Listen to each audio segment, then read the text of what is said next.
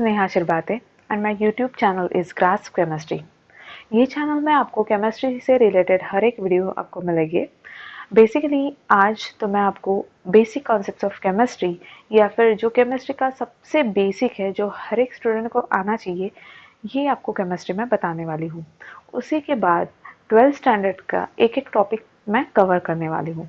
सो आज हम स्टार्ट करते हैं बेसिक्स ऑफ केमिस्ट्री। अगर हम सबसे बेसिक देखते हैं केमिस्ट्री का तो उसमें आता है एटम। एटम यानी क्या होता है? So atom is the smallest particle of an element. तो सबसे पहले हम देखेंगे ये एटम का स्ट्रक्चर कैसे होता है।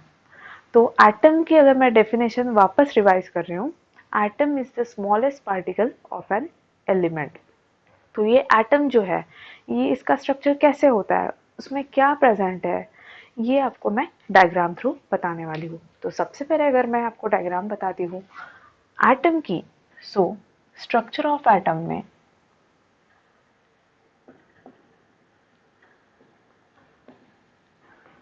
एटम जो होता है वो सेंट्रली इसमें प्रेजेंट होता है nucleus. Atom consist of nucleus which is present centrally. इसके अराउंड जो है ऐसे डिफरेंट शेल्स प्रेजेंट होते हैं।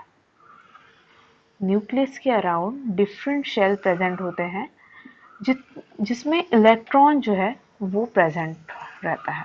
अगर हम बात करते हैं न्यूक्लियस की,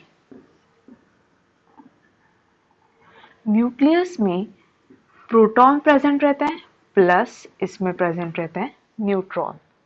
प्रोटॉन जो है, ये प्रोटॉन जो होता है ये होता है पॉजिटिव चार्ज, इसके ऊपर पॉजिटिव चार्ज होता है।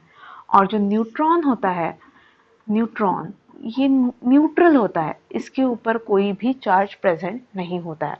ये दोनों जो है प्रोटॉन एंड न्यूट्रॉन, ये दोनों कहाँ प्रेजेंट होते हैं? न्यूक्लियस में। अगर हम देखते हैं न्यूक्लियस के बाहर, यहाँ पर डिफरेंट शेल्स है। ये जो शेल है इसको ऑर्बिट भी कहा जाता है और ये जो शेल्स है इसको नेम दिए गए हैं। जो शेल न्यूक्लियस से सबसे करीब होता है, जो शेल न्यूक्लियस के सबसे क्लोज होता है, उसे हम कहेंगे फर्स्ट शेल या फिर उसको की शेल कहा जाता है। उसके बाद का जो रहेगा उसे हम कहेंगे सेकेंड शेल या फिर एल, इसे हम कहेंगे थर्ड या फिर एम। और ऐसे ही बाकी के शेल्स के नेम रहेंगे like fourth, fifth, six, N O P, just like that. अगर हम देखते हैं जो सेंट्रल में न्यूक्लियस है उसमें प्रोटॉन एंड न्यूट्रॉन प्रेजेंट है, बट इसके अराउंड जो ये ऑर्बिट है दैट इज शेल है, शेल को ही ऑर्बिट कहा जाता है, तो इसमें जो है ये इलेक्ट्रॉन प्रेजेंट रहते हैं। इलेक्ट्रॉन्स जो होते हैं ये निगेटिवली चार्ज स्पीसीज होती है। इलेक्ट्रॉन के ऊपर कौन सा चार्ज होता है? Negative charge. और अगर हम देखते हैं इलेक्ट्रॉन को, इलेक्ट्रॉन ये शेल में प्रेजेंट होते हैं, बट ये शेल में कैसे प्रेजेंट होते हैं? ये सब शेल के अंदर प्रेजेंट होते हैं।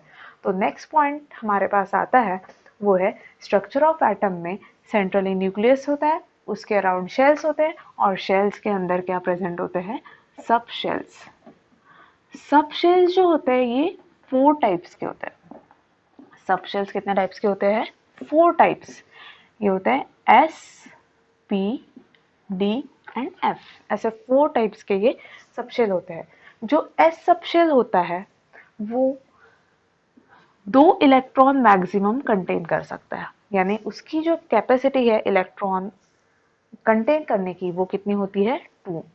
पी ऑर्बिटल जो होता है इसमें होते हैं 6 इलेक्ट्रॉन्स, इसमें मैक्सिमम 6 इलेक्ट्रॉन रह सकते हैं, उसके ऊपर इसमें इलेक्ट्रॉन रह नहीं सकते।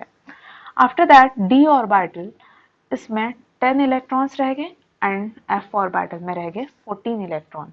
अगर हम देखते हैं ये चारों ऑर्बिटल्स जो सबशेल्स है S P D F, S orbital में 2 इलेक्ट्रॉन्स रह गए, पी में मैक्सिमम 6 इलेक्ट्रॉन रह सकते हैं, डी में 10 और एफ में 14 इलेक्ट्रॉन्स रह गए। इसके ऊपर ये इलेक्ट्रॉन कंटेन नहीं कर सकते। नेक्स्ट जो इसका पॉइंट आता है वो है शेप्स। अगर हम देखते हैं शेप्स ऑफ ऑर्बिटल्स या फिर सब शेल्स, अगर ये सब शेल्स के हम शेप्स देखते हैं तो जो एस ऑर्बिटल होता है ये होता है स्पेरिकल शेप, स्पेरिकल ऐसा राउंड शेप होता है एस ऑर्बिटल का। पी ऑर्बिटल, डी ऑर्बिटल ये होते हैं डम्बेल शेप। डम्बल शेप होता है, उसमें डी ऑर्बिटल जो होता है वो डबल डम्बल होता है, एंड एफ ऑर्बिटल का जो शेप है वो बहुत कॉम्प्लेक्स शेप होता है। तो यहाँ पर हमें डिफरेंट इंफॉर्मेशन मिली about subshells, type of subshells and shapes of subshells. अगर हम देखते हैं कि ये इलेक्ट्रॉन्स जो है ये कैसे प्रेजेंट रहते हैं या फिर इसका नंबर कितना होता है, तो स्ट्रक्चर ऑफ एटम में कोई भी एटम में अगर हम देखते हैं तो उसमें जितने प्रोटॉन्स रहेंगे, जितने नंबर ऑफ प्रोटॉन्स रहेंगे, they are always equal to the number of electrons. अगर हम देखते हैं जितने पॉजिटिव चार्ज प्रेजेंट रहेंगे न्यूक्लियस में, उतने ही शेल्स में, जो सब शेल्स रहेंगे उसके अंदर इलेक्ट्रॉन्स प्रेजेंट रहेंगे जो कि निगेटिवली चार्ज रहेंगे। So positive charge negative charge जितने रहेंगे इक्वल रहेंगे तो ये कैंसिल हो जाएंगे, इसलिए एटम के ऊपर कोई भी चार्ज नहीं रहता है, एटम जो है वो न्यूट्रल रहता है। इसके आगे का जो पोर्शन है, लाइक ये इलेक्ट्रॉन कैसे प्रेजेंट रहेंगे और इसका इलेक्ट्रॉनिक कॉन्फ़िगरेशन कैसा रहेगा, ये हम नेक्स्ट वीडियो में देखेंगे। तब तक के लिए आप ये प्लीज़ स्टडी कीजिए और एक बार रिवाइज करके देखिए। Thank you.